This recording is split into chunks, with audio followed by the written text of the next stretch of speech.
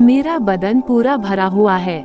मेरे घर में मैं और मेरे नामर्द पति और मेरे 2 बच्चे रहते हैं। मेरे पति एक प्राइवेट जॉब करते हैं। वो मुझे खुश नहीं कर पाते हैं। एक दिन की बात है, मेरे पति ऑफिस गए थे और मैं नहाकर कपड़े ही पहन रही थी कि इतने में एक सब्जी वाला बाहर मेरे दरवाजे पर आवाज दे रहा था, मैडम सब्जी ले लो, हरी ताजी सब्जी है। मैंने साड़ी पहनकर बाहर जाकर देखा तो एक बड़ा मस्त लड़का सब्जी बेच रहा था। इसे मैंने पहले कभी अपने एरिया में नहीं देखा था, शायद नया सब्जी वाला था। मैंने इधर उधर देखकर उसको अपने पास बुलाया। वो करीब आया तो मैंने पूछा, भैया आपकी उसका क्या रेट है? मेरी इस बात को सुनकर वो मुझे ध्यान से देखने लगा। वो मैडम से सीधे भाभी पर आया और बोला, भाभी जी आपके लिए तो सब रेट कम ही हैं। आप तो बस बोलो कि क्या लोगी। मैंने इठलाते हुए अपने संतरे हिलाए और बोली, बड़े बड़े से वो दे दो। वो बोला, क्या दे दूं बड़े बड़े से? मैं बोली, आलू दे दो 2 किलो। उसने भी अपनी लुंगी में अपना हथियार जरा सा हिलाया और मेरी तरफ देखता हुआ बोला, कैसे लोगी भाभी जी? मैंने मन में सोचा कि कह दूं कि जैसे तुम देना चाहो। फिर मैंने पूछा, कैसे लोगी से तुम्हारा क्या मतलब है भैया? वो बोला, मतलब कुछ दलिया वगैरह में लोगी या मैं थैली में दे दूं? मैंने कहा, थैली में ही दे दो। उसने आलू तौल दिए, मैंने उससे आलू ले लिए। उससे आलू लेते वक्त मैं जरा झुक गई, जिससे उसको मेरे गहरे गले वाले में से मेरी मस्त अंडों की भरपूर झलक दिख गई। मेरी निगाह उसकी लुंगी पर थी। उसकी लुंगी ने उठना शुरू कर दिया था। फिर मैंने उसको ध्यान से देखा। वो एक 40 साल का हट्टा कट्टा पहलवान टाइप का लड़का दिख रहा था। उससे सब्जी लेकर मैं घर के अंदर जाने लगी तो वो मुझसे बोला, भाभी जी पैसे? मैंने कहा, भैया अभी अंदर से लाकर देती हूँ। वो बोला, ठीक है। मैं अंदर जाने लगी, तभी मैंने पलट कर देखा। वो मेरे को बड़ी मस्त निगाहों से देख रहा था। मैं मन ही मन मुस्कुरा दी। जब मैं वापस आई तो मैंने देखा कि उसकी नजर मेरे खिले हुए अंडों पर टिकी थी। मैंने उसको पैसे दिए और अंदर जाने के लिए मुड़ी तो उसी समय न जाने कैसे मेरे पैर में मोच आ गई और मैं वहीं गिर पड़ी। मुझे गिरता देखकर वो सब्जी वाला मुझे उठाने लगा। मैंने उसको मना किया लेकिन वो नहीं माना। वो मुझे उठाकर घर के अंदर ले आया। जब उसने मुझे अपनी गोद में उठाया हुआ था, उस वक्त मैंने महसूस किया था कि उसका फौलादी हथियार मेरी कबूतर के ऊपरी हिस्से में, मतलब मेरी कमर को छू कर रहा है। उसने मुझे कस के पकड़ा हुआ था। वो मुझे बेड के नजदीक लाया और मुझे बड़े हौले से बेड पर लिटा दिया। फिर वो मुझसे बोला, भाभी जी मूव किधर रखी है, बता दीजिए, मैं आपके पैर में मूव लगा देता हूँ। मैंने उससे बोला, तुम रहने दो, तुम बाहर चले जाओ, तुम्हारा ठेला बाहर खड़ा है, मैं अपने आप मूव लगा लूंगी।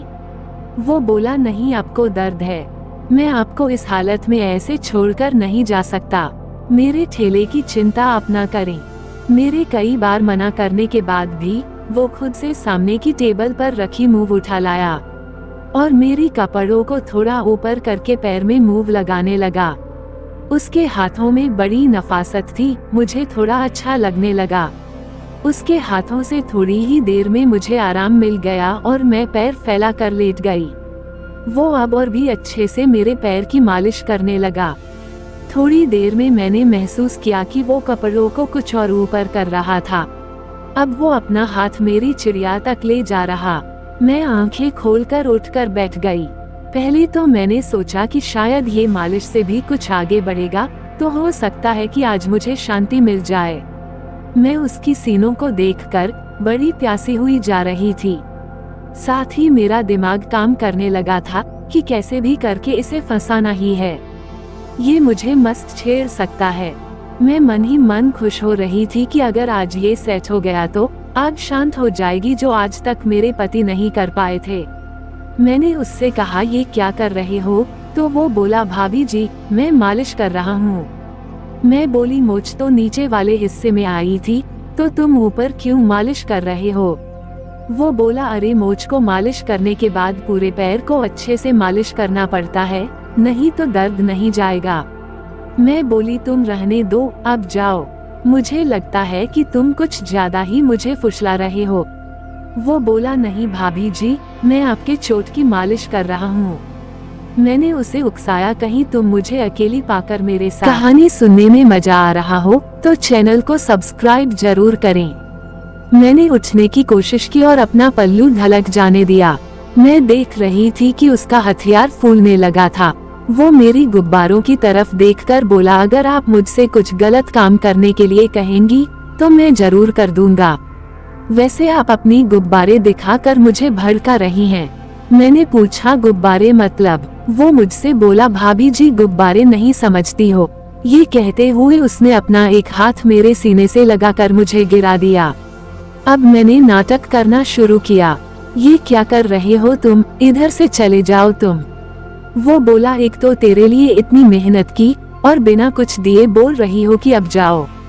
मैं घबरा कर बोली, ये तुम क्या बोल रहे हो, तुम्हारा दिमाग खराब है क्या? वो बोला, हाँ, तुझे देखकर मेरा दिमाग और हालत दोनों खराब हो गए हैं। अब तुझे पहले घोड़े की सवारी करूंगा, फिर मेरा दिमाग सही होगा। मैंने उसको भगाने की कोशिश की, नौटंकी की, लेकिन मैं नाकामयाब रही। वो मेरे साथ जबरन करने लगा। मैं उसके सामने रोने का ड्रामा कर रही थी, प्लीज मुझे छोड़ दो, लेकिन उसकी आंखों में अलग ही चमक थी। वो मुझको देखकर बोला, साली, मैं उसके सामने छोड़ देने की कहती रही, लेकिन उस पर कोई असर नहीं पड़ने वाला था।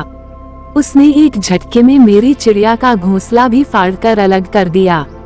दोस्तों, ये कहानी कैसी लगी जरूर बताएं और चैनल को सब्सक्राइब, लाइक, शेयर जरूर करें, जिससे ऐसे ही रसभरी कहानियां आपको सुनने को मिले। आपका अपना YouTube चैनल ज्ञानधारा। नमस्कार।